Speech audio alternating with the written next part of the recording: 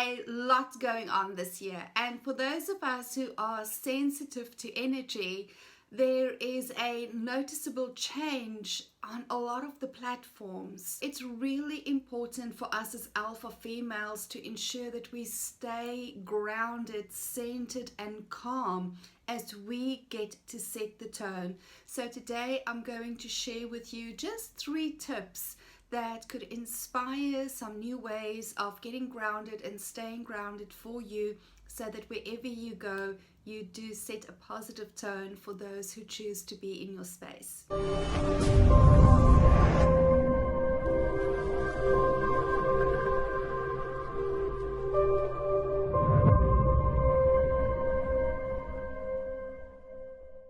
If you're new to my channel, welcome. My name is Elle. Let me know in the comments who you are and where you are from, and also how you came across this video.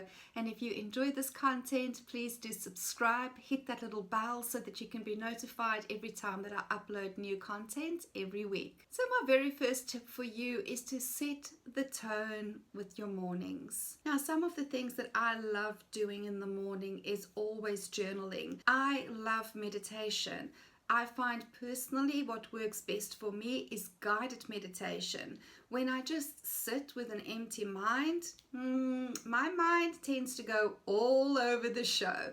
However, with a guided meditation, I can just be present with the words, really allowing it to resonate inside of my body, and that further enhances the tone for the rest of the day. Of course, we all know that I believe in moving my body. At this stage, my morning routine includes walking my dogs, a nice brisk walk.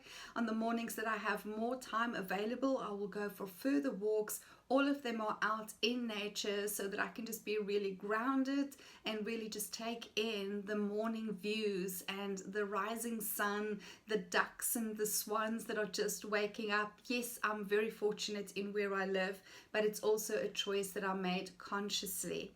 And then I follow this up with yoga as well, specifically yin yoga, that just helps me to open up even more, to release all tensions internally as well as muscular, so that I start my day feeling very open and ready to receive. So these are just some of the steps that I follow in my morning routine. I welcome you to share with us in the comments what you do in the mornings, and we can all learn from each other. My second tip is to stay away from information overload. There is so much information readily available on the internet, and it's actually become a little bit of a danger to people. For one thing, nothing needs to be validated in any form in order for it to appear on the internet.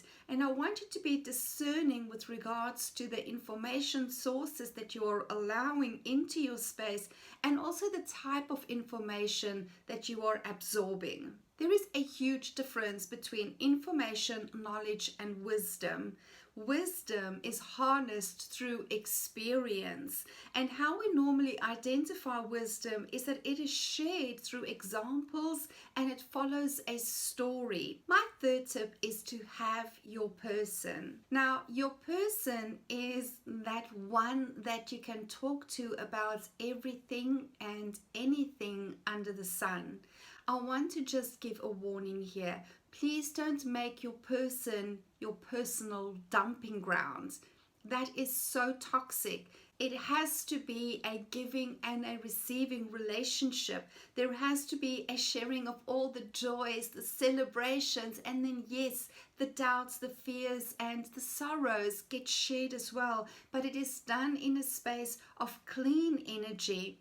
Now, along with my person, I always have a coach. Why? Because my person is emotionally invested in my journey, my coach isn't. And so my coach often gives me a different perspective than somebody who's very close to me.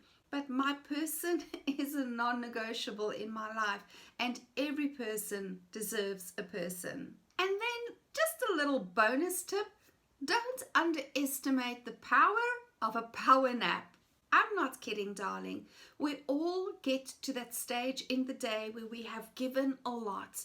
I am super productive in the mornings. It's when I'm at my most creative, and personally, I get more done by 11 o'clock in the morning than what most people get done by 8 o'clock at night. So I understand that in order for me to have a balanced afternoon, that 30-minute power nap is all that I require to recharge my batteries. And then at least in the afternoon, which is when I normally really connect with my loved ones, I'm not showing up as a drained out old rag. I still have something to give and to bring to the table as well. And my power naps is one of my little power secrets that most people still think, really? Who needs a power nap? Or as somebody once called it, a nana nap, as in a grandmother nap. Well, you know what? Those older generations kind of knew what they were doing, and they were way more connected with their bodies, with their internal clocks, and giving themselves what they needed to have super productive days. So those are my 4 tips that I want to share with you today to really help you stay grounded. And honestly, darling, it's always about staying connected with yourself, getting to know yourself super well, and giving yourself what you need throughout the day. It's about being able to shut out the noise and also becoming very tuned in to the energy of what's happening around you so that you can bring discernment to your life. Now, one of the things that I'm really excited about is I've created for you a 32-page guide on how to create a thriving life in 3 steps, or as I want to call it, the waltz of the alpha. So I'm going to put that link down for you below as well. Grab your copy, and I'm going to show you really how easy it is to start following your intuition and create a thriving life in a dance consisting of 3 steps. So don't forget to take that copy. The link is down in the description. If you found this video useful, please do give it a thumbs up. It really does make a difference in getting this in front of more women. And let me know in the comments, what is your biggest takeaway from today? And what are some of the things that you do to stay grounded, especially in times of turmoil? After all, we are all in this together. I look forward to chatting to you again next week. Until then, remember that you do set the tone. Have an amazing day further. Cheers.